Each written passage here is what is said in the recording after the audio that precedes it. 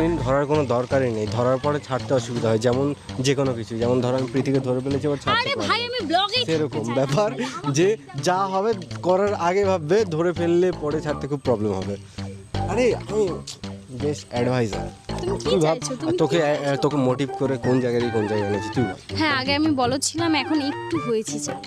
আরও টাইম লাগবে গাইস, এর পিছনে আমার অনেক খাটতে হবে, ঠিক আছে না?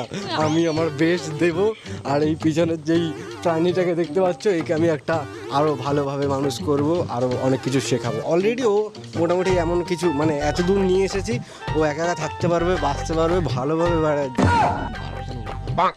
ভালোভাবে জীবন কাটিয়ে দিতে পারবে। তুমি তাহলে আমার গুরু, আমি তোমার শিষ্য নাকি? তুমি তো জানো গুরুর কিন্তু শিষ্যর কাছে কোনো সম্মান নাই। এর আশাও করি না, যাই হোক, তার জন্য আমি আবার আমার নিজের দিকেই ফোকাস দিচ্ছি। তুমি তো আমাকেই উদ্দেশ্য করে বললে যে এই প্রাণীটাকে তুই আমি প্রাণী না? মানুষ